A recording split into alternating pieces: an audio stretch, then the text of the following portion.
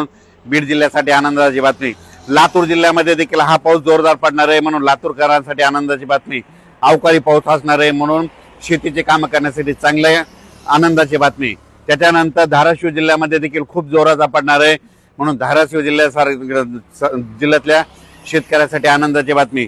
सोलापूर जिल्ह्यात देखील जास्त राहणार आहे। त्याच्यानंतर सांगली, सातारा, कोल्हापूर, पुणे जिल्ह्याला म्हणजे पुणेकरांना आणि पुणे जिल्ह्यातल्या शेतकऱ्यांना दोन श्रीगोंदा, अय्यनगर त्या परिसरातल्या शेतकऱ्यांना शेतीचे काम करण्यासाठी चांगला दिलासा भेटणार आहे।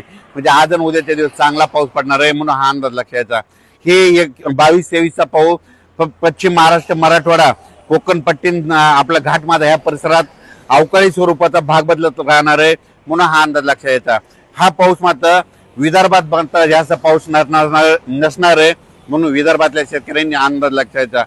मग विदर्भात कधी पाऊस येणार आहे तर विदर्भातल्या शेतकऱ्याला सांगू इच्छितो की विदर्भामध्ये 27 तारखेच्या नंतर 28 तारखेपासून ते 2-3 तारखेच्या दरम्यान म्हणजे 28 पासून जूनच्या पहिल्या आठवड्यात मात्र विदर्भामध्ये पूर्व विदर्भ, पश्चिम विदर्भ चांगला पाऊस पडणार आहे। मान्सून पूर्व असणारे भाग बदलत पडणार आहे। विखुरले